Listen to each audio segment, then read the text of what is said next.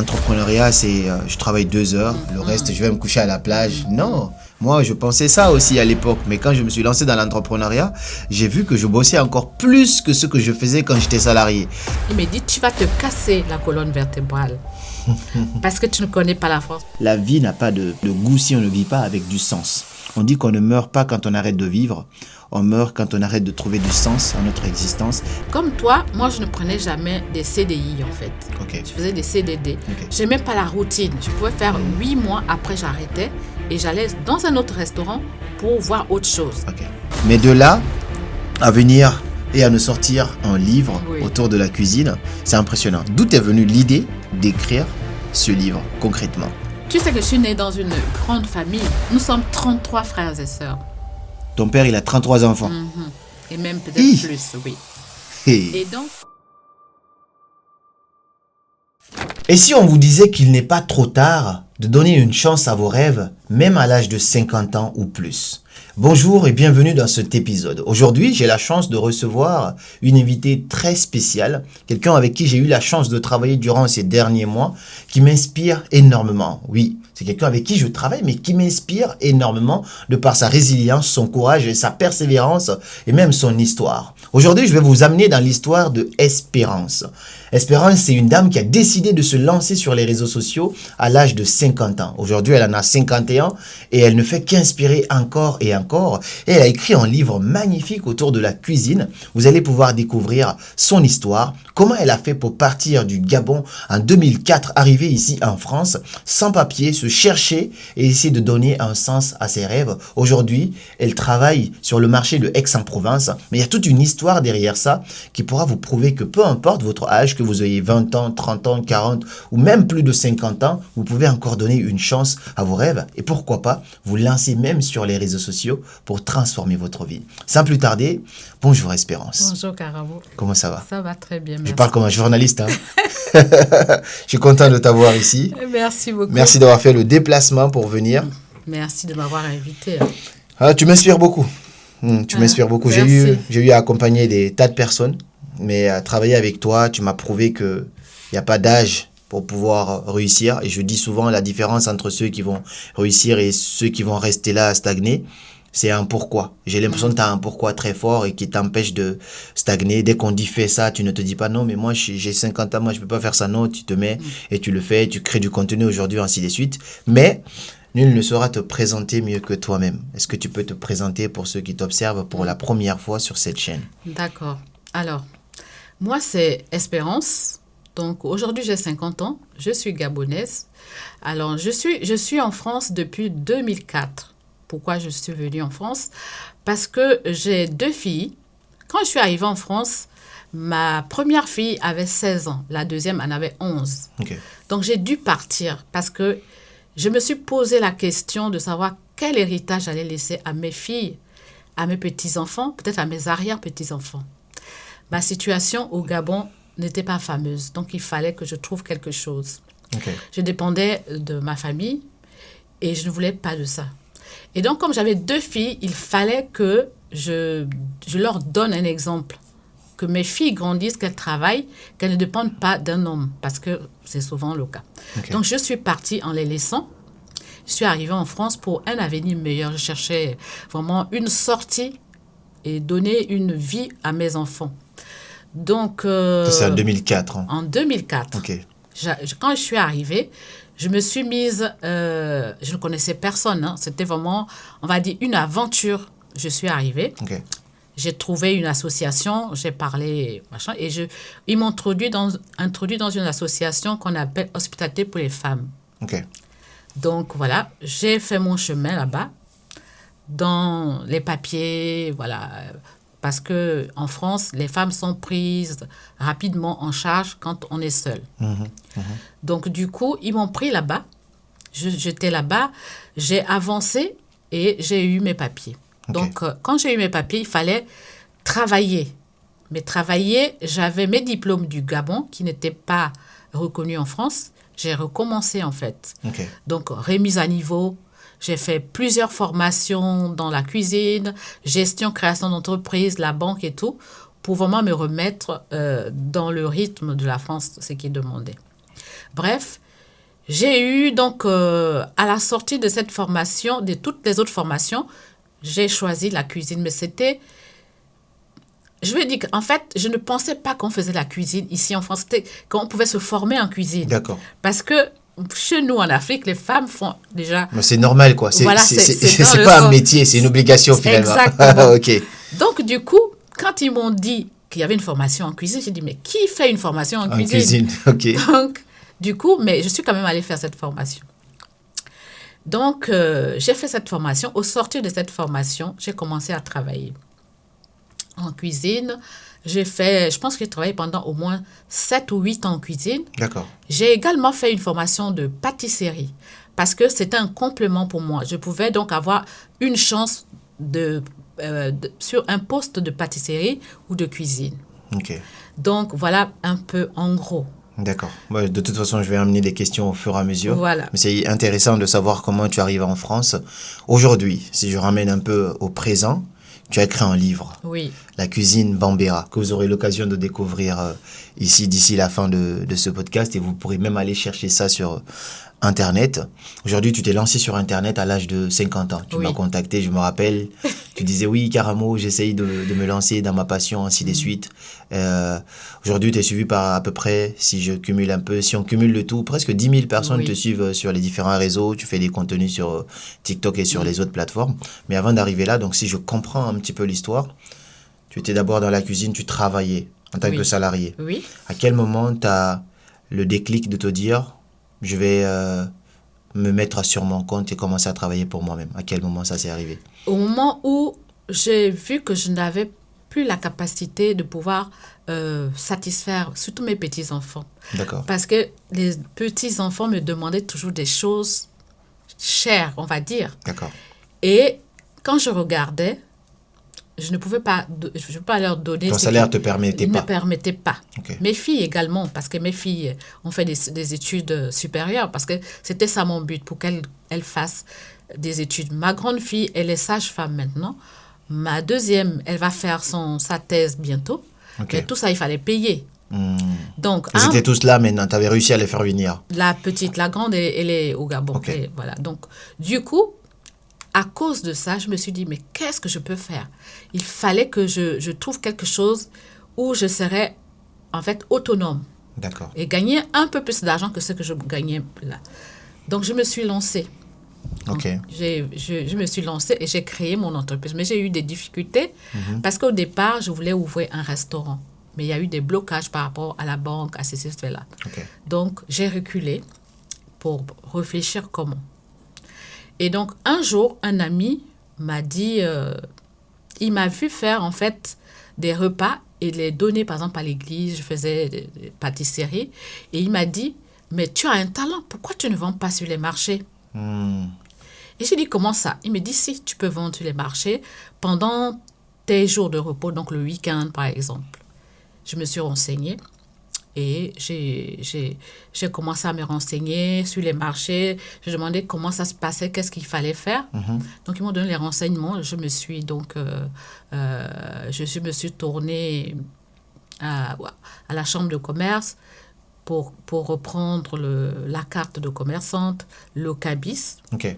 Voilà. Prendre le nécessaire, quoi. Le nécessaire. Commencer à prendre le nécessaire, mais en restant quand même dans mon boulot. Ok, tu étais toujours salarié, tu Toujours commençais à préparer voilà, le terrain. je commençais à préparer le terrain. J'achetais un truc comme le parasol, les tables ici. Je commençais à laisser de côté avec le projet de me lancer un peu plus tard. C'est hyper intéressant. Et là, j'apprends de belles choses. J'apprends deux choses de ce que tu es en train de raconter. La première, c'est souvent ce que je demande aux gens. Il faut toujours se projeter et voir. Et ça va essayer de creuser une sorte de pourquoi. C'est-à-dire que tu travaillais, mais quand tu te projettes par rapport à ton salaire que tu gagnais, tu sais que ça ne pouvait pas satisfaire tes besoins, les besoins de tes enfants et aussi de tes petits-enfants. Et donc là, ça a créé un pourquoi, Oui. une raison forte de pouvoir essayer de commencer quelque chose d'autre. Parce qu'on dit que la folie, c'est de faire la même chose et s'attendre à un résultat différent. Tu t'es dit, si je continue comme ça, je suis sûr et certain que ça n'allait pas donner ça. Donc, il faut créer quelque chose de nouveau, il faut innover, il faut provoquer quelque chose. Et c'est un peu ce que tu as fait dans ton cas. Tu t'es dit, il faut que j'essaye quelque chose de nouveau. Oui. Peut-être que ça pourra être une première alternative. Et je le dis à beaucoup de gens aussi, ce que tu fais aujourd'hui, tu te projettes sur 5 ans.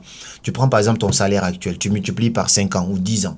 Et tu vois, finalement, tu enlèves toutes les charges. Tu te dis, est-ce que ça permet vraiment de réaliser ce que j'ai envie de réaliser? Si oui, alors c'est bon, tu peux rester en paix. Si la réponse est non, je n'ai pas dit qu'il faut quitter ton taf, mais il faut commencer à envisager d'autres alternatives, d'autres options à côté qui vont te permettre de trouver cette liberté plus tard. Exactement. Et la deuxième chose assez intéressante aussi, c'est que tu n'as pas besoin de quitter ton taf directement pour commencer l'entrepreneuriat. Tu peux mettre des petites choses en place au fur et à mesure pour préparer le terrain et ensuite la vie va te guider au fil du temps et au fur et à mesure envers ça. Donc, quand toi, tu te lances, du coup, je te pose cette question-là. Est-ce que tu as eu des difficultés, au-delà du fait de chercher des cabis et tout, est-ce que tu as eu des difficultés d'être une femme noire? Je sais que ce n'est pas toutes les femmes, en tout cas, africaines, qui vont vendre dans les marchés, les grands marchés comme ça. Généralement, c'est dans les marchés de bazar et tout ça, où on voit tous les Africains qui se réunissent. Mais toi, je suppose que le marché où tu vends, c'est plutôt un marché un peu occidental et que tu as essayé de t'imposer dans un environnement où tu n'étais pas forcément attendu. Je me suis beaucoup imposée même avant les marchés, même dans mon travail. Okay. Parce que je travaillais dans des restaurants qui étaient cotés, où il y avait des hommes, des brigades. Il y avait vraiment au moins 6 personnes que des hommes. D'accord. Et j'étais la seule femme dedans. Alors il fallait que je m'impose, parce que en tant que femme, mais aussi en tant que femme noire. Et je me suis imposée. Et ensuite, quand je suis partie sur les marchés, je partais vraiment à l'aveugle, parce que je ne savais pas ce qui devait se passer. Mais comme j'avais cette ambition, je me suis dit, il faut que j'y aille. Je ne pouvais pas reculer. Et sur les marchés, tous les marchés que j'ai faits, parce que j'ai d'abord fait beaucoup de marchés avant de trouver des vrais marchés comme le marché d'Aix-en-Provence, où c'est très touristique. D'accord. Où c'est pas, tout le monde n'est pas accepté là-bas. D'accord. Il faut faire la demande, il faut attendre 1 année, ou même plus pour qu'on te donne une réponse. Peut-être pas positive, hein, mais tu auras quand même une réponse. Okay. Donc, voilà. Et je suis la seule femme là-bas, noire également. Il y a d'autres femmes qui font les marchés, mais je parle en tant que femme noire et en tant que cuisine africaine. D'accord. Voilà. Sur un marché occidental. Sur un marché occidental, je suis la seule. Et la seule à monter, descendre mes parasols. Donc, les gens me disent même parfois, parce que les autres sont toujours à 2. Hein, je te signale, dans tous les marchés, ceux qui font les marchés, ils sont toujours au moins 2 personnes. Moi, je suis toujours seule. Qu'est-ce qui t'empêche d'être à plusieurs ou pourquoi ce choix-là, du coup? Le choix, c'est parce que je n'ai personne pour l'instant pour m'accompagner. Le choix également aussi, c'est parce que je pense que je suis un peu exigeante par rapport à ce que je fais. OK. Voilà.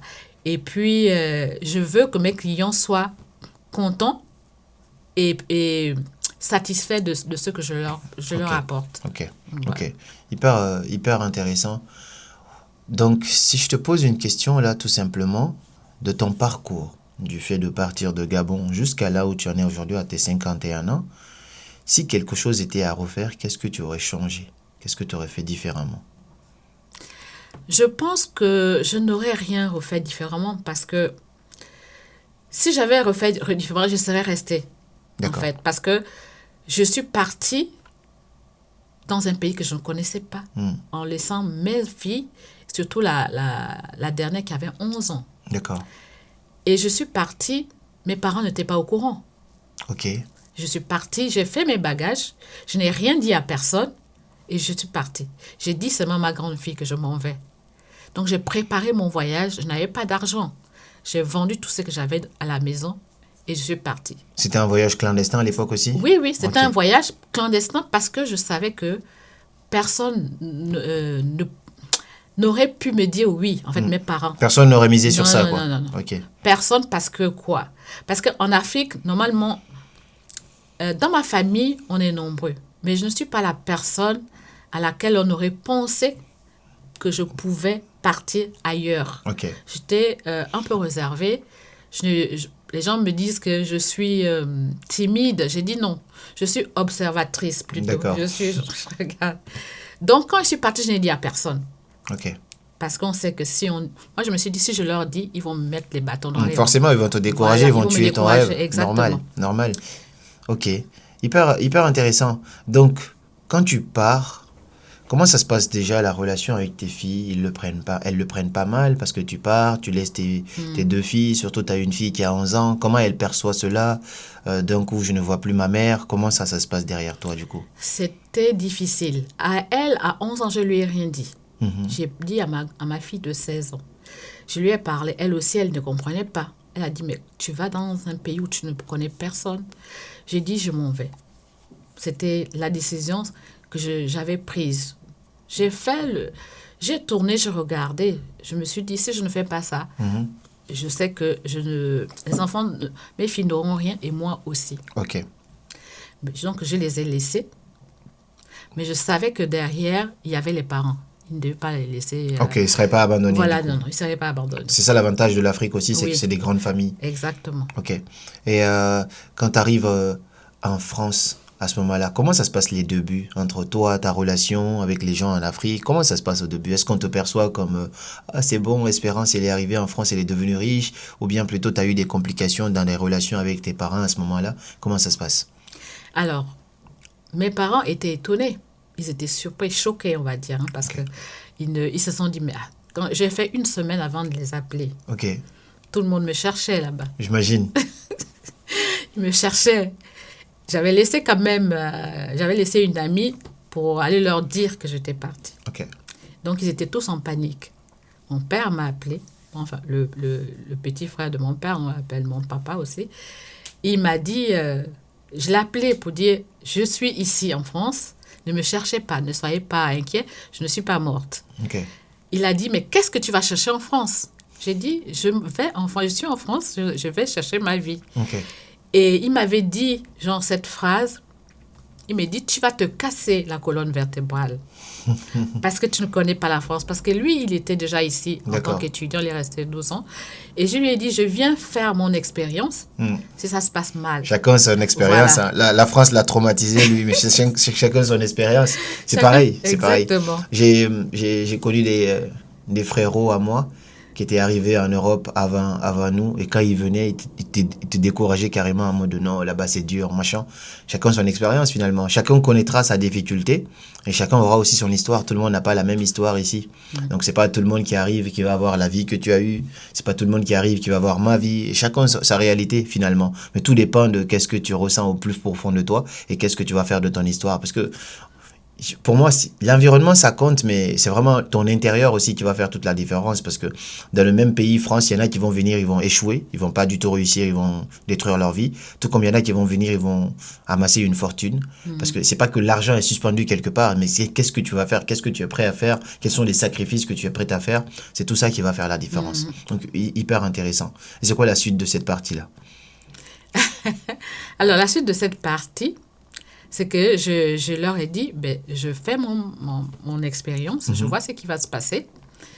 Et si ça se passe mal, on va dire, entre guillemets, je vais repartir. Mais laissez-moi faire mon expérience. Mais Ok. tout le monde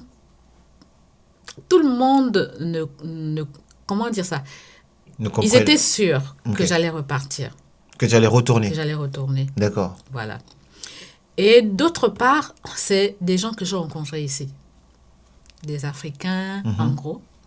Dès que je suis arrivée, puisque j'étais au foyer, c'était qu'ils me disaient que, oui, de toutes les manières, donc on commence déjà à te dire ce qui va se passer, Ok, alors ouais. que tu n'as même pas encore commencé. Ouais, mais c'est souvent à ça. vivre. On pense que c'est ça, et c'est dommage.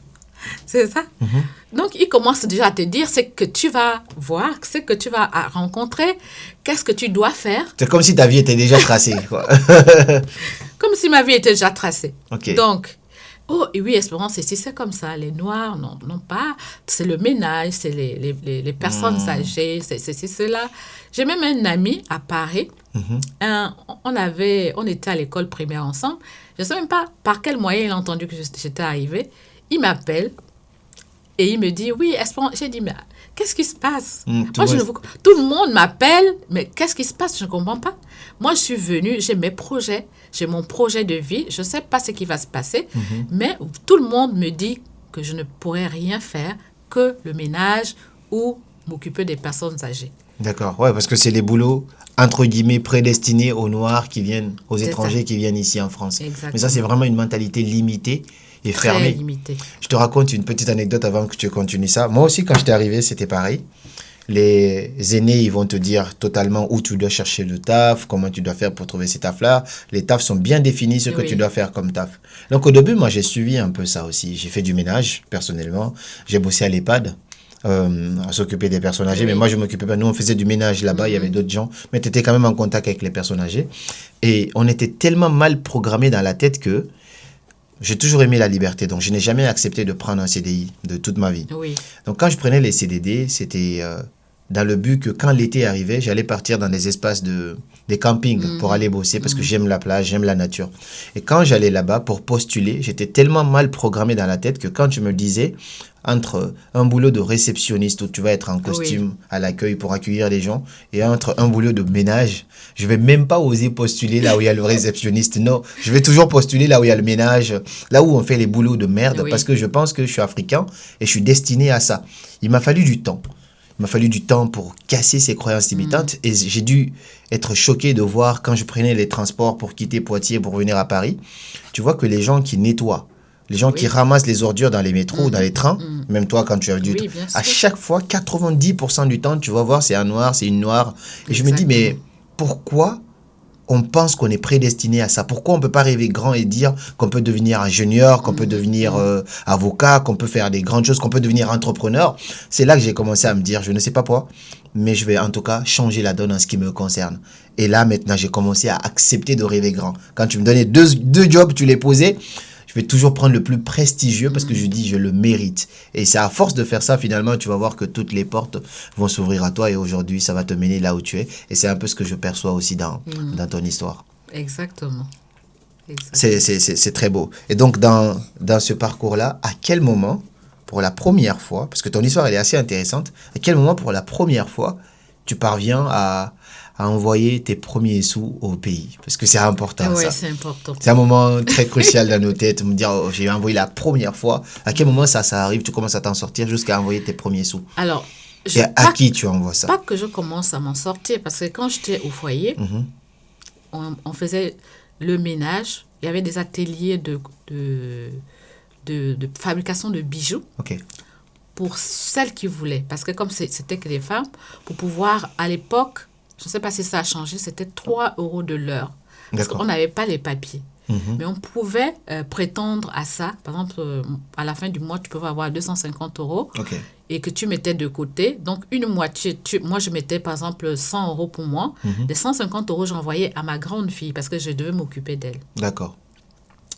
Donc, c'est là seulement. Donc, ça a quand même duré un temps. J'étais au foyer.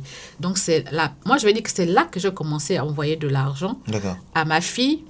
Parce que là, elle ne dépendait plus d'autres personnes là-bas. Je pouvais maintenant dire que chaque mois, je t'envoie 150 € pour que tu puisses prendre un petit appartement, que tu as à l'école, que tu t'achètes en fait des choses qu'elle pouvait s'acheter. Et s'occuper de sa sœur aussi. Exactement. Ok, hyper intéressant.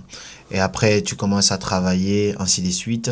Mais d'où t'es venu le déclic finalement? Je pense que ça, tu l'as raconté, c'est parce que tu te disais vraiment, je ne peux pas m'occuper de mes enfants avec ce salaire-là. Et donc, il faut que je vende. Tes premiers jours au marché, ça se passe comment aussi? Est-ce que tu as eu full enthousiasme? Tu étais là en mode, ouais, je sais que je suis dans mon élément, ça va bien se passer? Ou plutôt, tu étais du genre, je pense que j'ai pas fait le bon choix, j'aurais dû retourner travailler. Est-ce que tu as arrêté de travailler totalement avant d'aller au marché ou tu as commencé au début par alterner les deux aussi? Non, j'ai arrêté totalement parce que j'avais déjà tout ce que je voulais pour le marché. Comme toi, moi, je ne prenais jamais des CDI en fait. Je faisais des CDD parce que j'aimais pas la routine. Je pouvais faire 8 mois, après j'arrêtais et j'allais dans un autre restaurant pour voir autre chose. Donc, pendant ce temps-là, quand je suis allée, je devais maintenant commencer, j'ai arrêté mon CDD. Je n'ai pas arrêté, j'avais fini. Je travaillais avec les enfants. Donc, mon patron voulait me donner une autre crèche, un peu plus près de chez moi. J'ai dit non, je vais arrêter parce que j'ai un autre projet. Donc, j'avais complètement arrêté là-bas et j'ai commencé mes marchés. J'ai commencé le marché, j'avais 100 €. Je n'avais pas beaucoup d'argent. J'ai commencé avec 100 €. 100 € pour commencer à vendre au marché. Pour commencer à vendre au marché, puisque j'avais déjà pris tout le matériel D'accord. avant. Donc, j'ai pris 100 €. J'avais une amie qui s'appelle, bon, je ne vais pas citer son nom, une amie à moi très, très proche. Oui. Donc, j'hésitais à aller au marché. J'avais déjà tout. J'avais le cabis, j'avais toutes les tables, tout le matériel. Et un jour, elle me dit, mais qu'est-ce que tu attends pour aller au marché? Et moi, j'hésitais. Je disais non, mais j'avais un peu peur, en fait. J'étais réticente. Elle m'avait dit, bon, Espérance, tu fais à manger et je t'accompagne. Ce samedi, nous allons partir au marché. C'est important d'avoir des amis comme ça. Voilà. Alors qu'elle habitait loin de chez moi. Ok. Et j'ai tout cuisiné. On va faire une petite parenthèse parce que quand j'ai commencé les marchés, ce n'était pas la cuisine. C'était la pâtisserie. D'accord, à la base. À la base. Ok. Moi, je partais pour faire la pâtisserie. Donc, ce jour-là, elle et moi, nous sommes partis donc, pour la pâtisserie sur un marché à Marseille. Et on n'a pas vendu grand-chose. Hein. Ok. On avait vendu 75 € comme ça. Deuxième jour, on est parti sur un autre marché. Moi, là, j'étais allée seule sur ce marché-là, avec mes gaufres, mes trucs, voilà, pâtisserie française et tout. Et j'arrive là-bas, on me donne ma place, 2 mètres, et je vends une seule gaufre. D'accord. Une. De toute la journée. De toute la journée. Et je suis là, j'étais à côté d'un jeune, il faisait de la cuisine arménienne, il me regardait comme ça, là. Après, il s'approche, il dit, comment tu t'appelles? J'ai dit Espérance, il me dit, mais attends, tu me fais beaucoup de peine, parce que là, depuis que tu es arrivé, tu as vendu une seule gaufre. Il me dit, regarde un peu autour de toi. J'ai dit, je regarde. Il me dit, oui, observe, qu'est-ce que tu vois? Il dit, moi, je fais quoi? J'ai dit, tu fais de la cuisine arménienne? Il me dit, oui, c'est un Français. Il me dit, je fais ça parce que ma femme est arménienne. Donc, moi, j'ai pris les recettes et je viens faire la cuisine arménienne. Il me dit, regarde là-bas, je vois un couscous, je vois une paella, je vois la cuisine réunionnaise, je vois des spécialités, en fait. D'accord. Mais toi, tu es venu en tant que noir pour vendre des trucs de blanc. Exact. Il me dit, tu vois quoi? J'ai dit, je vois ça. Il me dit, voilà. Les gens, les Français ne viennent pas manger la pâtisserie au marché. Quand les gens viennent au marché, ils cherchent ce qu'ils ne savent pas encore. Ils veulent découvrir. Donc, c'est des spécialités que les Français cherchent. Et ça fait un déclic que tu ne peux pas savoir. J'imagine. J'étais là, j'ai dit, mince. Tu t'es dit directement, il a raison. Il a raison, bien sûr. Okay. J'ai dit, mais il a raison. Et il m'a dit, va réfléchir, Espérance, c'est tout ce que je voulais que tu vois. Ok. Ça, c'était très gentil de sa part. Bien sûr. Ça aurait été certain, il t'aurait laissé dans ta merde. Ok. Et me voilà, je prends toute ma pâtisserie, je repars à la maison, je savais ce que je devais faire. Ok. Tout de suite, je savais qu'il fallait que j'aille faire la cuisine africaine pour une nouvelle spécialité qui n'existait pas sur les marchés. Ok. Et après, tu viens au marché finalement, tu vois un changement directement ou pas? Oui. Quand tu reviens au marché maintenant avec nos spécialités. Avec nos spécialités. La première fois, je viens avec nos spécialités. J'arrive, toujours avec ma copine, là, elle m'accompagne. Elle me dit, je t'accompagne sur un autre marché. Et là, on arrive, on pose. On avait cuisiné, j'avais cuisiné, on est arrivé. On ne me connaît pas. Je viens d'arriver, on est là. Et on attend, les gens passent, ils nous dépassent. Ils nous dépassent. Bonjour, ils nous dépassent. On voit que le temps passe. Et elle me dit, Espérance, on va faire quelque chose. J'ai dit quoi? Elle me dit, on va faire goûter. On va donner, toute personne qui passera devant notre stand, on va le faire goûter. Stratégie marketing, il faut incarner ça. Si tu vois que les gens n'achètent pas, laisse-les tester ton voilà, produit. Quand ils testent, il y a des chances qu'ils reviennent finalement. Magnifique, j'aime bien. Et elle me dit, on va faire ça. J'ai dit, que tu penses? Elle me dit, oui. T'inquiète, on va faire comme ça. J'ai dit, ok. Tout ce qu'on avait amené, on n'a pas vendu. On a seulement donné. Non. Oui. Ok. On n'a pas vendu un seul plat. On faisait juste goûter. Goûter ça. Goûter. Il demandait c'est quoi? Goûter. On a fait goûter. On est rentré. Le samedi d'après, nous sommes revenus. Et on nous a donné une place.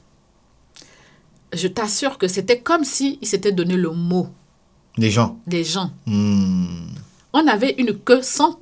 Pas possible. C'est-à-dire que même moi, je me disais, mais attends, qu'est-ce qui se passe? C'est magnifique. Incroyable. On était... Comment on dit ça? Débordé finalement. Complètement débordé. Wow. complètement débordé, si bien que, comme on était venu pour la deuxième fois, on n'a pas voulu faire grand. On a fait un petit peu. Et à 11 heures, on n'avait plus rien dans les marmites. Rupture de stock. Rupture de stock. Incroyable. Et qu'est-ce qui se passe dans ta tête à ce moment-là? Mais Tu te dis, c'est bon, j'ai trouvé mon élément. exactement, j'ai dit, j'ai trouvé donc ma niche. J'ai compris que, voilà, les gens, dès qu'ils ont goûté, ils sont revenus. Magnifique. Moi, j'apprends de belles leçons avec toi. Et même dans ces histoires-là, il y a 2 leçons que je viens d'apprendre tout de suite. Et ça, je vais permettre aux gens de découvrir ça. La première leçon, c'est que quand tu as un produit et que tu as confiance en ton produit et que tu vois que les gens ne connaissent pas ton produit parce que c'est pas écrit sur ton front, Non. mon produit, il est meilleur, fais découvrir ton produit, fais découvrir ton offre. C'est pour ça, parfois, on est prêt à offrir des services gratuitement dans nos activités. Et comme ça, quand les gens voient ce qu'on peut apporter, derrière ça, ils vont venir nous solliciter. Ça m'est déjà arrivé, personnellement, dans mon business aussi, de proposer un service gratuit à quelqu'un. Je suis allé une fois chez un restaurateur, j'ai fait une vidéo avec lui. Et je lui ai dit, ouais, t'inquiète pas, je vais mettre en lumière ce que tu as ici, gratuitement. Il s'attendait toujours à ce que les gens lui demandent de l'argent. Je fais ça gratuitement. Je fais mon travail comme il le faut. On met ça en lumière, les résultats, ça explose. Lui-même, il me contacte derrière. Bon, je te donne combien pour qu'on puisse faire ça, ainsi de suite. Et c'est exactement ce qui s'est passé un peu par rapport à la cuisine. Donc ça, c'est la première chose. Deuxièmement, quand on dit mission de vie, parfois, il suffit d'un déclic pour découvrir cette petite chose-là. Quand on dit niche aussi, c'est pareil. Il suffit d'un petit déclic pour découvrir. Tu pensais que c'était fait pour toi de faire de la pâtisserie. Tu pensais que ça allait te distinguer, une noire qui fait de la pâtisserie. Tu as essayé. Et puis, quand tu pries parfois, Dieu ne va jamais descendre lui-même pour dire, bon, Espérance, voici la réponse à ta prière. Non. Exactement. Dieu passe toujours par des humains. Toujours. Pour pouvoir t'amener des réponses. Tu faisais ta pâtisserie, mais Dieu est passé par cet Arménien, ou ce monsieur qui faisait de la cuisine arménienne, pour venir te siffler dans l'oreille que c'est pas là que tu dois aller, voici ta direction. C'est pour ça que je dis à tout le monde, quand tu pries, prie Dieu pour ce que tu veux, mais n'oublie pas aussi de le prier pour ce qui est bien pour toi. Exactement. Parce que ce n'est pas tout ce que tu veux qui est bien pour toi, et ce n'est pas tout ce qui est bien pour toi que tu vas vouloir. Tu étais très bon dans la cuisine africaine, mais tu pensais que c'était pas là, tu pensais que c'était l'autre. Et Dieu t'a amené un petit message, heureusement pour toi, que tu as embrassé ce message-là, parce que la plupart du temps, les gens s'obstinent. Oui. Il faut apprendre à écouter son 6e sens, comme j'ai vu ici récemment avec Maïma, je ne sais pas si tu as vu le podcast. Oui, j'ai vu ça. Justement, Oui. apprendre à écouter son 6e sens. Il y a un petit message qui va venir quelque part dans ton cœur pour te dire, ce que ce gars-là dit, il n'a pas l'air raisonnable, mais ça résonne beaucoup en moi. Donc, je vais prendre ça. Et c'est un peu ce qui s'est passé aussi dans ton cas. Très, très belle histoire. Merci de nous partager ceci. Et toi, du coup, tu as commencé à vendre au marché de Aix-en-Provence. Ça, c'est à partir de quand déjà, quand tu commences à vendre au marché de Aix-en-Provence? Alors, Aix-en-Provence, c'est... Ouais, Marseille ou Aix-en-Provence? Aujourd'hui, c'est Aix-en-Provence. Mais avant, c'était du coup Marseille. Avant, c'était Marseille. Je n'ai pas pu avoir des marchés parce que là-bas, c'est un peu comme Aix-en-Provence, il faut déposer les dossiers. Mais Marseille, ça fait depuis 2018 que j'ai déposé les dossiers. Je suis toujours en attente. D'accord. Ok. Donc, Ok. je les ai laissés avec leur marché. Je suis allée voir d'autres marchés. J'ai tourné, hein, vraiment. Quand j'ai commencé, j'étais une folle. Je faisais tous les marchés. D'accord. Je faisais au bail, je faisais car tous les marchés du côté de Marseille, un peu dans les environs. J'allais dans le Var, j'allais dans le Vaucluse, je roulais. Ok. Donc, le Aix-en-Provence, ça fait déjà, c'est ma 2e année. D'accord. Parce que Aix-en-Provence a une réputation de marché qui ne recrute pas n'importe comment. Ok. Tu fais un dossier, tu donnes le dossier et ils étudient ton dossier. Si oui ou non, ils te prennent. Donc, quand j'étais sur le marché d'Aubagne, on parlait comme ça avec des amis. Je disais, je dois postuler sur le marché de Aix.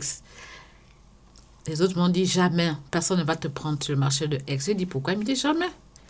Aix ne prend pas les gens là-bas. J'ai dit, mais bien sûr qu'ils vont me prendre. Ils ont dit, c'est pas possible. Et j'ai postulé. Aix-en-Provence m'a renvoyé le dossier au moins 4 fois pour me dire, il manque ça. Il manque ça. Je fais, je renvoie. Il me renvoie. Votre cabis est périmé. Je refais, je renvoie 4 fois. Ok. Ça a duré peut-être 6 mois. Hein, le dossier tournait comme ça. Entre les allers-retours. Entre les allers-retours. Ok. Et un jour, je suis sur le marché de Bosset, je reçois un coup de fil. La dame qui travaille à la mairie m'appelle.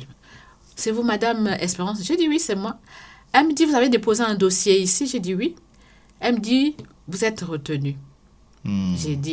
J'ai failli crier au téléphone. Magnifique, magnifique. Elle me dit, vous pouvez passer quand? Parce qu'il faut qu'on fasse des papiers et tout. J'ai dit, je vais passer demain. On était mercredi. J'ai dit, je passe demain. Ok. Magnifique. Comme quoi, la persévérance, c'est hyper important.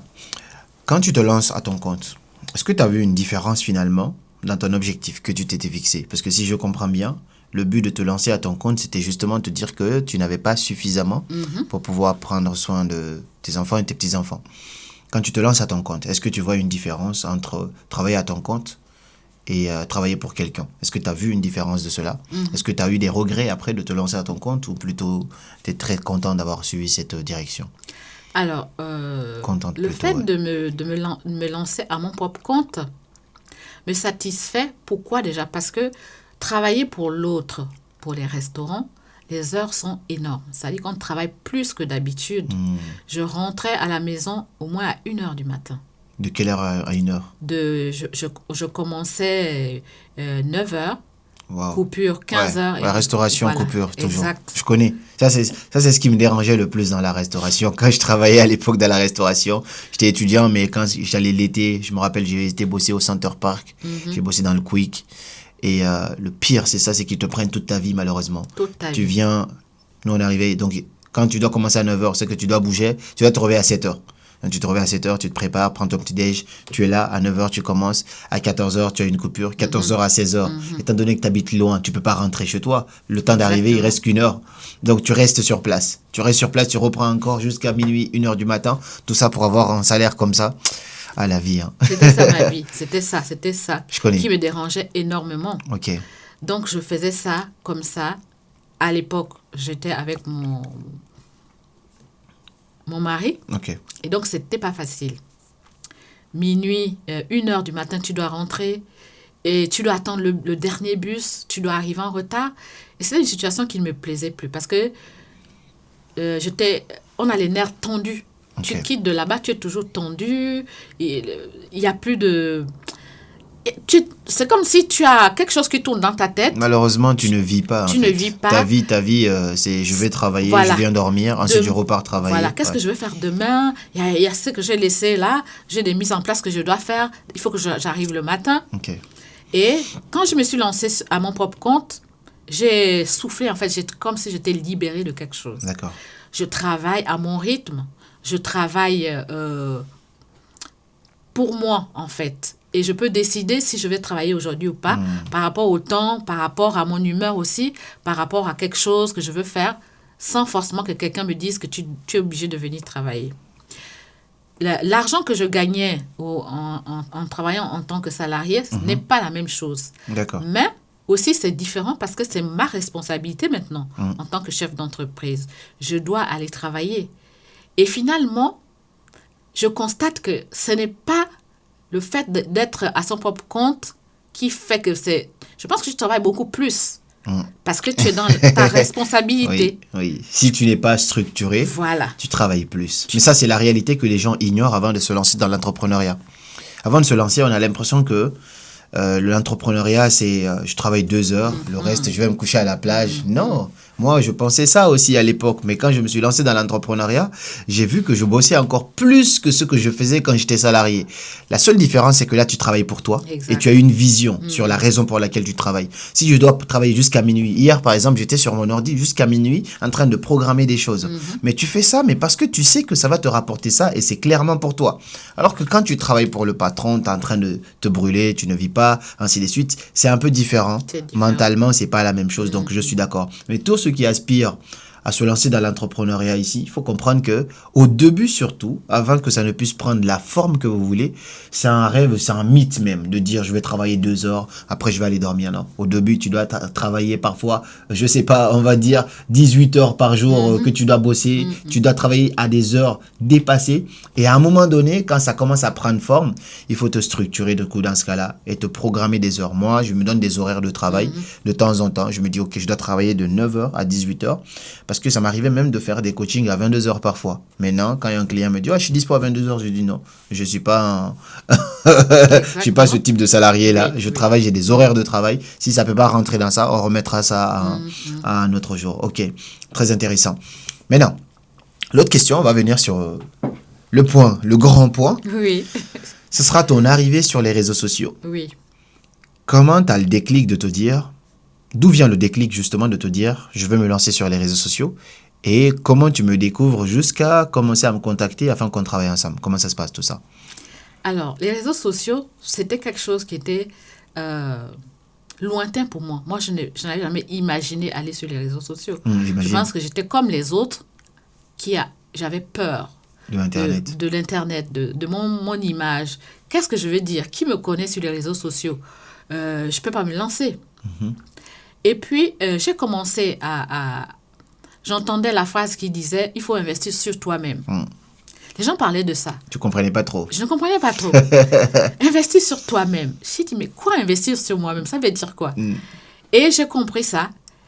Et aussi, il fallait sortir de l'argent. C'est-à-dire qu'investir sur toi, c'est pas genre... Il faut payer les formations. Bien sûr. Mais les formations coûtent cher. Et tu te dis, quoi?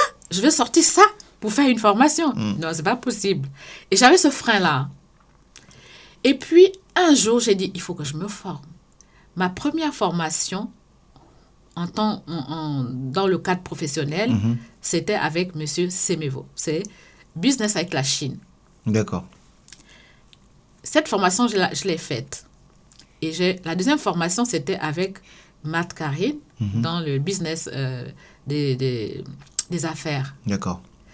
Ensuite, il y a eu la formation de Copcat avec Madame Pfotzing. D'accord. Et voilà, YouTube, ainsi de suite. Et ensuite, il y a eu ta formation. Mais je t'ai découvert comment? Un jour, je te vois passer et tu parles, et tu parles, et tu parles. Et j'ai dit, OK, c'est intéressant. Et puis, je passe. Je pense que je m'étais abonné quelque chose parce qu'après, j'ai reçu encore ta vidéo. Et tu parlais des choses qui m'intéressaient. Tu avais mis un challenge de genre, levez-vous le matin, prenez par exemple de l'eau froide. Baignez-vous à l'eau froide. Et tu sais que je me baigne maintenant tout le temps à l'eau froide, moi. C'est vrai? Même en hiver. Non. Ah oui, oui. Incroyable. Bravo. Moi, je le fais, mais c'est pas évident quand même ici. C'est pas évident. Magnifique. C'est Mais très je bien. me baigne tous les matins à l'eau froide. C'est-à-dire que même l'eau chaude, je la fuis parce que mon corps dit non, je ne touche plus à l'eau chaude. Félicitations. À ton âge en plus. Incroyable. C'est devenu mon dada. 50 ans, douche froide le matin en le France. matin. Ah, oui. Magnifique. Après, est-ce que vous avez des eaux aussi froides que la nôtre ici? Parce que toi, tu es un peu quand même dans le sud. Elle est froide. Hein? Ok. Ah oui, elle est froide. Incroyable. Elle est froide. Et moi, quand je vais sur les marchés, je me mets mon petit truc avec mon manteau. Les autres me disent, mais attends, toi, tu penses qu'on est en juillet ici? J'ai dit, non, je n'ai pas froid. Ok. Donc, ça, c'est la petite parenthèse. Donc, quand je t'ai découvert tes formations, j'ai dit, OK, je vais les prendre. Et puis, surtout le mentoring. Ça, c'est ce que je voulais absolument. Parce que je savais que là, tu pouvais m'accompagner vraiment individuellement. Parce que les autres formations, c'était des formations en ligne très accessibles. Des formations en ligne, même pour les autres, c'était des formations en ligne. Et voilà, et c'est là que je t'ai découvert.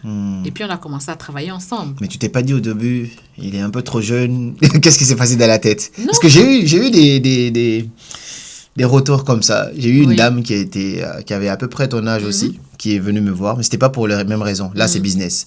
Alors que là, c'était plutôt relationnel, développement personnel. À l'époque, je faisais beaucoup de coaching dev perso, relations. Et elle vient me voir et dans la discussion, on était sur Zoom. Elle se rend compte que je suis très jeune. Elle me dit, mais tu es très jeune, tu dois faire l'âge de mon fils. Je lui dis, peut-être, mais on est là pour le travail. Je sens dans ses yeux qu'elle commence à hésiter parce qu'il faut quand même payer pour que je t'accompagne. Oui. Après, je lui dis, madame, faites-moi confiance. J'ai déjà l'habitude avec ce truc. Ce n'est pas mon âge qu'il faut regarder. J'ai accompagné des tas de personnes à débloquer des choses chez eux. On peut essayer, faites-moi confiance. Elle fait un soupir. D'accord, on va voir. Et là, je bosse avec cette femme-là. C'était l'une de mes plus belles réussites aussi. Je travaille avec cette femme pendant 2 mois d'accompagnement.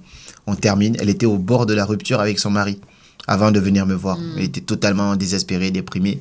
Je termine avec elle.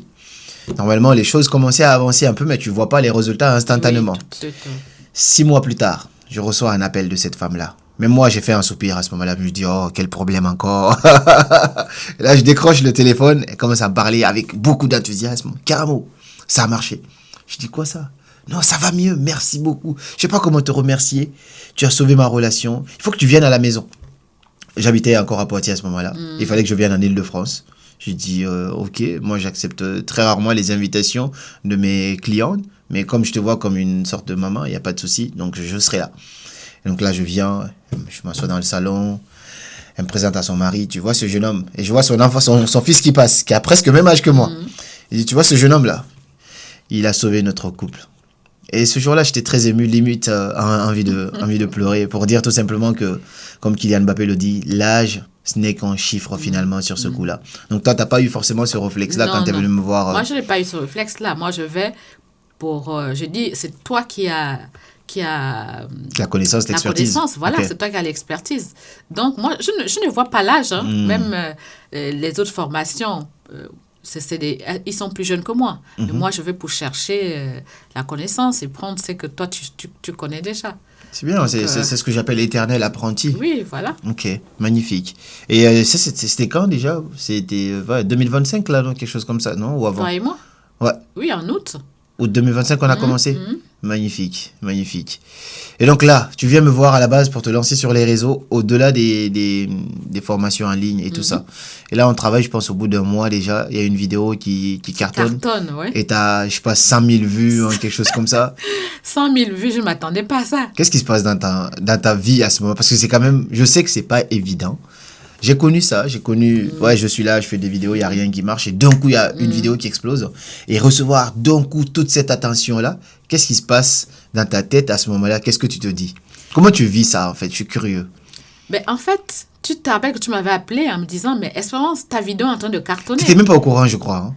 Non, je n'étais pas au courant parce que le matin, j'étais partie, avant de partir, j'avais regardé ça. C'était, je sais pas, 250 comme ça, là. Et puis, tu m'appelles. Et puis, j'ai dit, oui, mais pour moi, après, j'ai dit, mais elle cartonne comment j'ai vu ce matin. Et puis après, quand je regarde ça, je vois, c'était déjà à 600. J'ai dit, mais attends, qu'est-ce qui se passe? Oui, mais c'était impressionnant parce que je me suis dit, mais mon Dieu, pourquoi ces gens sont en train de réagir comme ça? Ils me suivent. Qu'est-ce que j'ai fait, en fait? C'était la question que je me suis posée. Qu'est-ce qui les a poussés? Qu'est-ce qui les pousse, en fait, à me suivre? 100 000 vues, c'est quand même en moins d'une journée, quand même. Hein. Carrément en moins de 24 heures. C'est ça. J'étais étonnée, j'étais choquée. Je disais, et puis, j'étais contente, on va dire, hein, quand même. J'imagine. Je me suis dit, mais franchement, donc je peux impacter, hein, c'est quand même un impact. C'est ça qui vient dans la tête en mode c'est possible. Oui, c'est ça, que c'est possible. J'ai dit, donc c'est possible. Donc, ce que je dis, ce n'est pas quelque chose qui passe dans le vague, en fait. Donc, il y a un intérêt, il y a quelque chose que les gens perçoivent en moi. Donc. C'est magnifique, c'est magnifique. Moi, je le dis souvent, j'ai accompagné des tas de personnes à se lancer sur Internet. Il y en a qui ont eu beaucoup plus d'abonnés que toi. Mais j'étais moi aussi très ému. Tu vois, quand je t'envoie ce message-là, c'est pas que j'ai pas l'habitude de voir une réussite, mais je t'envoie un message. Mais au début, j'ai compris que tu n'as pas capté ce qui se passe. Parce qu'au début, j'ai trouvé ton message un peu plus normal. Oui, c'est ça. Je me dis, elle a eu combien d'abonnés là? Elle est normale comme ça là. Mais plus tard, je me suis rendu compte, après que tu n'avais même pas compris ce qui se passait. Et après, là, tu as découvert et j'ai vu une vraie réaction derrière ça. Mais moi, j'étais très fier de voir que tu viens me voir, tu as 50 ans.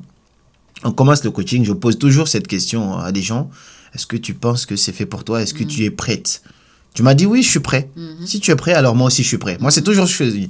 Et là, je te donne des choses à faire. Mais toi, j'ai vu que quand tu dis à des gens, tu dois me sortir 3 vidéos cette semaine, ils vont revenir avec une autre excuse le week-end à la fin de la semaine. Toi, je te dis 3 vidéos, tu reviens avec 3 vidéos. Je te dis fais ça, tu reviens avec ça. Je te trouve des concepts, je t'envoie la vidéo, tu crées la même chose, tu envoies au monteur. Je dis waouh, incroyable. Parce qu'en fait, tu ne t'arrêtais pas. Et finalement, ça finit toujours par ouvrir des portes, par payer. Et je suis très, très content et très fier de cet exploit que tu fais. On est encore sur le chemin. Oui, mais de là à venir et à nous sortir un livre autour de la cuisine, c'est impressionnant. D'où est venue l'idée d'écrire ce livre, concrètement? Alors, ce livre-là, On en parlait de toute manière, toi et moi. À chaque fois, tu disais que oui, il faut quelque chose. Parce que je te demandais aussi, tu m'as dit, Espérance, il faut que tu aies déjà des abonnés. Il faut que tu te fasses connaître avant que tu peux sortir un tu livre. puisses sortir un Bien livre. sûr, il ne faut pas mettre la charrue avant les bœufs. Exactement. Ou avant qu'il y ait une interview, il faut que... Il y a quelque chose de tangible, finalement, à proposer après. Voilà, exactement. Et donc, j'avais déjà commencé ce livre. Et comme je t'ai dit, je voulais le faire imprimer par... de l'autre côté, l'autre côté là-bas. Et ensuite, tu as dit, non, n'attends pas. Vas-y, fais comme ça. Donc, moi, j'ai fait comme... La preuve, c'est que si tu attendais, tu serais encore en train d'attendre. C'est ça le truc. Exactement, bien sûr. Parfois, c'est soit je marche ici, et si je vois que ça traîne ici, je vais par là, parce que tu dois laisser personne retarder, entre guillemets, ton rêve. J'ai attendu 6 mois, hein, donc tu imagines. Donc là, et donc j'ai commencé à prendre, à l'imprimer. Magnifique. Prendre tous ceux qui ont contribué à ça, le photographe, le graphiste, corriger le livre et tout ça. Donc voilà. C'est très bien. Je sais que c'est moi qui ai donné l'idée du tablier à la base. Toi, exactement. Ça, c'est ton idée. Magnifique. C'est très, très bien joué. C'est bien parti. Donc là, tu vas nous présenter le livre. Qu'est-ce que ça contient? Vous avez un magnifique livre qui est juste là. Je pense qu'il est retrouvable sur Amazon. Oui. La cuisine Bambera. Espérance et l'autre qui est derrière, là, je vais te laisser dire ça. C'est le nom de famille, ça? Oui, c'est le nom. Comment on dit ça? Ah non, on peut pas mettre trois consonnes ensemble comme ça. N-D-Z. Comment on dit ça? Nzebwema. Nzebwema, oui. Nzebwema. Espérance Nzebwema. Ok. Ça parle de quoi, le livre? Comment tu présenterais ce livre aux personnes qui nous suivent aujourd'hui? Alors, ce livre, c'est le premier livre, ce n'est pas le dernier. Bien, voilà, j'aime bien. C'est mon premier livre de cuisine. Là-dedans, on a des recettes faciles à faire, traditionnelles, voilà, avec ma touche à moi. Donc, pour celles qui sont intéressés par la cuisine africaine, aussi celles qui sont pressées, celles qui cherchent des recettes et elles peuvent s'inspirer du livre ou ils peuvent s'inspirer du livre. Donc, il y a 2 parties. Une partie, c'est des recettes de cuisine. L'autre partie, c'est moi en tant que chef d'entreprise, en tant que femme aussi. D'accord. Donc, j'ai parlé un peu de moi. Tu as parlé un peu de toi dans la deuxième partie du livre. Exactement. Ok. Moi, la première chose qui va m'intéresser, comme je connais un peu toi, c'est plutôt la bouffe. C'est très bien. Croquettes de manioc. Vous avez des recettes assez intéressantes là-dedans. Oui. Gâteau coco banane manioc. Ça, c'est niébé. Niébé, oui. Niéwé. Non, ça, c'est quoi? Ça, c'est niemboué. Niemboué. Oui, c'est quoi ça? C'est la sauce graine qu'on appelle la sauce à base de noix de palme. C'est quoi ta meilleure recette là-dedans? Celle que toi, tu préfères? Ou bien t'as pas de... Ça, je sais que j'aime bien. Feuilles de manioc. Les feuilles de manioc, ça, je sais que j'aime bien. Et là, tu l'as fait avec les carottes, des crevettes? Oui, des crevettes. Ok. Donc là, c'est très simple. Hein. Déjà, c'est quoi ta sauce préférée, ton plat préféré ou ta recette préférée ici? Alors, ma recette préférée, ce sont les feuilles de manioc. Les feuilles de manioc, là? Oui. J'aime beaucoup. En tout cas, vous avez un livre assez simpliste qui va vous aider pour des paresseux ou même des passionnés de cuisine. Exactement. À comprendre des recettes. Et il y a tous les ingrédients qui sont indiqués, la quantité, le dosage, tout est là-dedans. Vous pouvez aller chercher ça sur Amazon. La cuisine Bambera. Bambera, pourquoi la cuisine Bambera? Ça m'intéresse un peu. Je suis un peu curieux. Alors, Bambera, c'est le nom du village de mon père. Ok. Alors, Bambera signifie également l'aigle. D'accord. Alors, un aigle, l'aigle a plusieurs propriétés. Pas des propriétés, des spécificités. Ok. Alors, notamment celle qu'on dit que la plus connue, c'est l'oiseau qui vole le plus haut que tous les autres oiseaux. Il aime la tempête, il ne fuit pas. Ok, j'aime bien. Je pense que l'aigle me caractérise bien alors. J'aime bien. Ok, génial. Donc le livre, il est dispo sur Amazon. Amazon, oui. Très bien. Vous allez sur Amazon. Je vous mettrai de toute façon le lien en dessous de cette vidéo. Vous allez sur Amazon, vous tapez la cuisine Bambera, B-A-M-B-E-R-A. De toute façon, le monteur, tu as absolument l'obligation de nous mettre ça quelque part ici à côté. Oui. Sinon, moi-même, je vais porter plainte. Tu nous mets l'affiche du livre à côté, la cuisine Bambera. pour retrouver les spécialités africaines, pas mal de recettes que Espérance partage. Vous avez aussi la possibilité de découvrir un peu son histoire. Toutes les recettes sont là, même si tu n'as jamais cuisiné de ta vie. Normalement, en suivant les recettes, les dosages et tout ça, tu peux reproduire tout ça aussi chez toi. Merci de nous sortir ça. Je pense que ça, c'est le mien. Hein. Oui, ça, c'est le tien. J'attends une belle dédicace sur ce coup-là. Et j'ai hâte encore de voir où est-ce que tout ça peut mener. Donc, quand on parle de ce livre-là, c'est quoi la suite? Qu'est-ce qu'il faut attendre de toi dans les prochaines années qui vont suivre? Quel serait le plus grand rêve de Espérance aujourd'hui? Le plus grand rêve Le plus grand rêve, c'est toi mon mentor. Déjà, je te l'ai dit, tu es mon mentor. C'est gentil, je suis très touché. J'aime ce que tu fais. C'est peut-être pas le plus grand rêve. Il n'est pas le plus grand, mais mais c'est un rêve, quoi. Voilà, mais c'est un rêve. J'en ai beaucoup. Après ce livre, j'aimerais écrire un autre dans l'esprit de la fusion, c'est-à-dire que la cuisine africaine qui ne se limite pas que à la cuisine africaine, qui va se mélanger avec d'autres cuisines. Cuisine qui dépasse les frontières africaines. Exactement, qui dépasse les frontières comme la Chine, la cuisine asiatique, la cuisine italienne, d'autres cuisines, même la cuisine française. Faire des mélanges là-dedans. Mettre ma formation en ligne avec toi, carrément. D'accord. Voilà. Il y a du boulot là. Oui. Ok. Parce que je suis déjà en train de travailler dessus. Hein. Il n'y a pas de souci. Donc voilà.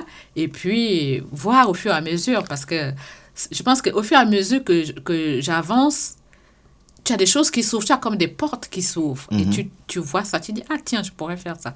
Moi, je marche aussi avec la grâce du Seigneur. Et je sais que, je vais te dire quelque chose, c'est lorsqu'on dit qu'il faut trouver ton but pour que tu puisses, parce je suis un monsieur qui s'appelle Dr. Miles Moreau, il est déjà décédé, mais c'est un grand type. Okay. Il dit que on ne cherche pas l'argent. Quand tu as trouvé ton but, l'argent vient te trouver. J'aime bien, je suis totalement d'accord aussi. Voilà. Donc, moi, j'ai découvert mon but lorsque j'ai commencé à faire les réseaux sociaux. Parce qu'avant, je faisais la cuisine, certes, j'allais sur les marchés, mais quand j'entendais « trouve ton but », j'ai dit « mais de quel but il parle ?» Parce que moi, je ne le trouve pas. Okay. Et lorsque je suis commencé à aller sur les réseaux sociaux, ces personnes qui me suivent aujourd'hui, parce qu'ils me parlent, ils me posent des questions, ils me demandent, c'est là que j'ai compris que oui, finalement, je l'ai trouvé. Tu peux donner un sens à tout ça. Exact. Je donne maintenant un sens à tout ça. J'ai compris maintenant, parce que j'ai commencé à aller sur les réseaux. Si j'étais restée qu'au marché, je n'aurais pas compris ça. Donc, c'est pour ça que j'ai dit que voilà, vraiment, je suis heureuse. Je suis contente de t'avoir rencontré. Je suis reconnaissante de tout ce que tu fais pour moi. Donc, voilà. Et on dit aussi que il faut trouver ces personnes. On a des personnes de destinée qui doivent nous accompagner à aller atteindre notre destinée. Et je pense que toi, tu fais partie de ces personnes. Ça, c'est une grosse responsabilité. Hein? Je pense que tu fais partie de ces personnes-là. Ça fait plaisir. Donc, ça fait plaisir. En tout cas, je serai là pour suivre un peu toute cette aventure-là. Et tu es aussi, moi aussi, l'une de mes plus belles fiertés aussi. Je suis content d'avoir travaillé avec toi. C'est toujours bien de voir que quand on fait un travail et qu'on ne le fait pas de manière fortuite et que les gens sont prêts à appliquer ça, et ce n'est pas un hasard finalement, on sait que ce qu'on fait n'est pas n'importe quoi. Et de voir les résultats de cela, ça fait plaisir. Sauf qu'on est au début. Oui, on est au début. Il va encore se passer beaucoup de belles choses devant. Tu t'es lancé aussi sur YouTube là. Oui. J'ai hâte de voir tout ce que ça va donner. Mais j'ai une dernière, on va aller petit à petit vers la fin là. La question, ce serait d'où est venue la passion de la cuisine. Ça, c'est important pour moi de savoir. Et à quel moment tu as su que tu étais très bien dans la cuisine et qu'il faudrait que tu commences à commercialiser ta cuisine? Parce que c'est pas tout le monde qui va oser écrire un livre. Il faut que ta cuisine soit excellente. Et je sais que tu as décidé de me faire découvrir cela. Oui. Tu m'as apporté des trucs ici. Je fais Ramadan aujourd'hui. Quand vous voyez cette vidéo, on est en plein Ramadan. Mais le soir, j'ai hâte. J'ai même hâte d'accélérer le temps pour commencer à m'occuper de toutes ces belles choses-là. Mais d'où est venue cette passion? Et à quel moment tu t'es rendu compte qu'il faut que tu commences à commercialiser un peu tout ça? Alors, la cuisine, ça, c'est toujours... On est nés, nous les femmes, en général, on est nés dans la cuisine. Avec nos mamans, nos grands-parents, nos tantes. Surtout en Afrique, ouais. En Afrique, c'est ça. Ouais. Mais je n'ai jamais pensé que j'allais commercialiser la cuisine africaine. Ça ne m'est jamais venu à l'idée. Jusqu'au jour où j'ai rencontré cette personne-là. OK. Et je me suis lancée là-dedans. J'ai commencé à prendre des recettes, à chercher dans les livres, à créer des recettes. j'ai fait, par exemple, les croquettes de manioc. Ça, c'est avec un de mes fils. Mhm. Nous avons fait peut-être 1000 tests pour tomber sur la recette qu'il Ok. fallait mettre là. Ok. On goûtait, c'était pas bon. C'est pas ça. Le niébé, c'est pareil. Donc, jusqu'à ce que j'ai commencé à faire ça, j'ai goûté, j'ai testé. Et j'ai dit, maintenant, je me lance. Quand est-ce que tu as su que tu étais vraiment bon dans la cuisine? Parce que, bien sûr, il y a des femmes qui cuisinent. C'est pas toutes les femmes qui savent cuisiner. Oui, c'est pas toutes les femmes qui ont la Oui. main magique. Oui. Quand tu manges, tu as envie de... Parce que moi, la cuisine, c'est important pour moi. Une femme qui veut me séduire, si tu es bon dans la cuisine, tu as déjà fait 50% du travail. Mon ami qui est là, il est témoin, tu vois. Moi, j'adore manger, j'adore la bonne nourriture. À quel moment tu te rends compte que tu as quand même la main magique et que tu devrais commencer à mettre ça en avant? Mais tu sais que je suis née dans une grande famille. Mon père a... Nous sommes 33 frères et sœurs. Ton père, il a 33 enfants. Et même peut-être Hi. plus, oui. Hey. Et donc, ça, c'est dans l'immersion. C'est-à-dire que moi, j'étais la deuxième des filles. D'accord. Et que je faisais la cuisine pour tous mes frères et sœurs. Donc, tous les jours, c'était en fait une grande fête finalement. Exactement. Donc, Incroyable. la cuisine, on avait un banc comme ça où j'alignais tout le monde et je faisais des grosses marmites de Wow. nourriture, que ça soit le riz ou quoi, et je servais, allez, viens chercher. Et toi, ainsi de suite. Attends, votre père, il était vraiment quelqu'un de grand. hein. Voilà. Donc, Combien de femmes? 33? non. Il était polygame? Il était polygame. Ok, ok. Il était polygame. C'est énorme. Donc, c'est là que j'ai appris. La cuisine, je l'avais déjà. Hein, c'est-à-dire que j'ai appris très tôt. Hein, je pense que j'avais peut-être 14-15 ans à l'époque où Ok. je devais m'occuper de mes frères et sœurs. Hein. Ok. Donc, il y avait un planning. Donc, chacun savait ce qu'il devait faire. Et moi, j'étais à la cuisine. Donc, quand celui qui faisait qui devait s'occuper d'assiettes, il avait intérêt. Parce que tout le monde le regardait. Hmm. Parce que moi, j'ai fini de faire ma cuisine. J'attends les assiettes. Ok. Les assiettes ne sont pas propres. Il faut qu'il fasse des assiettes avant que tout le monde Ok, les mange. ok. Hyper intéressant, hyper intéressant. J'ai une question pour toi. Est-ce que c'est dans tes rêves, un jour, d'ouvrir ton restaurant? Où? Ici ou en Afrique? Mais est-ce que c'est dans les rêves? Est-ce que c'est dans tes ambitions, un jour, d'ouvrir un restaurant? C'était déjà dans mes rêves. Mhm. Parce que avant d'aller sur les marchés, je voulais ouvrir un restaurant. Ouais, mais tu n'as pas eu ce qu'il fallait. Voilà, je n'ai pas eu ce qu'il fallait. Mais si je dois ouvrir un restaurant, ce ne sera pas ici. D'accord. Ce sera Au Gabon? au Gabon. Pourquoi? Parce que je pense que il y a toutes les conditions réunies là-bas. Et ce sera peut-être pas la cuisine africaine en tant que telle. Ce sera, Parce qu'on est en Afrique, et quoi. voilà, on est en Afrique. On peut faire un mélange, on peut faire une fusion aussi. Ok. Peut-être apporter un plus de la cuisine française là-bas. Et Ok. voilà. Peut-être que la pâtisserie dont tu parlais au début n'est pas morte et que c'est là-bas qu'elle va prendre forme. Peut-être. Dans le sens où la rareté fait la valeur. Exactement. On est en Europe, la cuisine africaine va plus résonner que la cuisine européenne. En France, en Afrique, la cuisine européenne ou la pâtisserie française, qui est très reconnue d'ailleurs, va peut-être mieux résonner qu'une autre cuisine finalement là-bas. Ok. En tout cas, moi je sens que quand je vois un peu le chemin de tout ça, j'essaye de me projeter un petit peu. Je suis pas un génie, hein, mais quand je me projette sur la probabilité de tout ça, tu t'es lancé sur les réseaux, tu vas sortir ton livre, ça va commencer à tourner. Tu seras là lors de notre événement en septembre, Oui, tu je vas serai avoir là. probablement un stand, il y aura tes livres, il y aura peut-être ta nourriture et tout ça. Tout ça va tourner, ça va prendre forme, tu vas te faire connaître.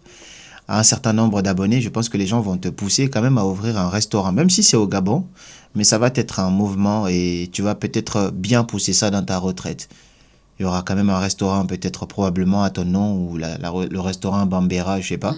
Ça va apparaître ça et ça pourra encore inspirer encore d'autres personnes.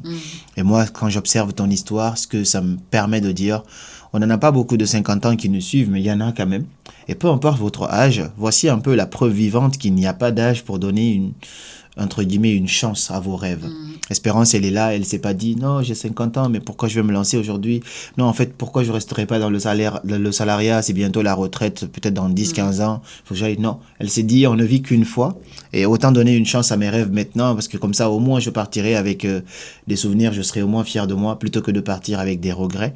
Et ça, c'est très inspirant. Donc, peu importe où vous en êtes, peu importe votre âge, si vous pouvez donner encore une chance à vos rêves, parce que la vie n'a pas de goût si on ne vit pas avec du sens. On dit qu'on ne meurt pas quand on arrête de vivre, on meurt quand on arrête de trouver du sens à notre existence. Et je suppose que depuis que tu as retrouvé ce nouveau sens, tu renais encore, tu revis, parce que ça te fait du bien. Et chaque action que tu mets en place, tu le mets avec sens, parce que tu sais qu'est-ce que ça doit t'apporter derrière. Est-ce que tu as encore eu ton premier fan qui t'a reconnu dans la rue ou c'est pas encore arrivé? Mon premier fan m'a reconnu dans la rue. C'est vrai? Pas dans la rue, mais quelqu'un qui me suit sur les réseaux. Ouais, c'est ce que je veux dire. Ouais, à Aix. Ok. Elle est venue à mon stand jeudi, mardi. Elle me dit, je vous suis sur les réseaux sociaux. Ah, magnifique. Magnifique. Ouais. Je dis, oui, je vous suis sur TikTok. La première, elle est toujours bien. La première sensation quand tu es là, et là, quelqu'un te reconnaît dans la vraie vie, parce que l'autre, c'est que des chiffres sur Internet. Quelqu'un te reconnaît dans la vraie vie et te remercie pour ce travail que tu fais. Aujourd'hui, c'est devenu commun pour nous, mais au début, ça fait énormément de sens parce que tu te rends compte que tu es réellement en train d'impacter et que c'est des vrais humains qui sont derrière leurs écrans. Et ça fait du bien. Ça c'est une question pour moi, qu'est-ce que tu conseillerais à quelqu'un qui a envie de travailler avec Karamo mais qui hésite? Je pense qu'on a tout dit, mais je finis par celle-là. Celle-là, c'est pour moi, pour mon côté narcisse. Non, n'hésite pas. Ça veut dire à la personne de ne pas hésiter parce que Karamo, franchement, c'est quelqu'un, on te voit jeune, mais tu es la personne, pour moi, je ne vais pas dire du mal d'autres personnes, mais depuis que je travaille avec toi, je suis en fait confiante et je sais que nous allons aller loin. Et je sais que tu es quelqu'un qui donne vraiment de ta personne. Tu es présent. Quand je t'appelle, tu me réponds, même si tu n'as pas eu maintenant, tu vas me répondre. Tu me guides, tu me diriges, tu me montres en fait. Tu me dis non, ça c'est pas bon et c'est ça. Donc voilà, la personne qui hésite, ce n'est pas la peine d'hésiter. Viens chez Karamo, travaille avec Karamo et elle ne sera pas déçue. Hein. Ça me fait plaisir, me fait plaisir d'entendre ça. Je profite, vous êtes les premiers à le savoir. On est en train d'organiser un très grand événement à Paris autour du business, du digital, de l'entrepreneuriat. On va appeler ça comme on veut, mais vous allez avoir l'annonce très très bientôt. Ça sera le 12 septembre à Paris, dans une salle où on va accueillir plus de 1000 personnes. Et il y aura des stands. Vous pouvez vous positionner, vous aurez l'occasion aussi de rencontrer Espérance ce jour-là. Je vous fais un petit teaser comme ça là. Si vous pouvez être là, écrivez juste Paris dans les commentaires pour que je puisse savoir qui d'entre vous serait là. Et ça va être un très bel événement. En tout cas, merci à toi pour tout ce que tu nous partages aujourd'hui. J'ai appris énormément de choses. Je pense que ça va faire exactement plus d'une heure qu'on est en train de parler et c'était très enrichissant. J'ai pas vu le temps passer.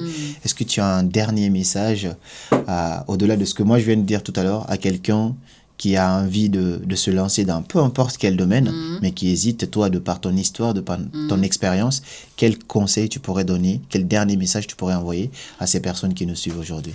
Alors, qu'est-ce que je dirais? Je dirais juste d'oser. Parce que, comme tu as dit, si tu n'oses pas, tu ne sauras jamais.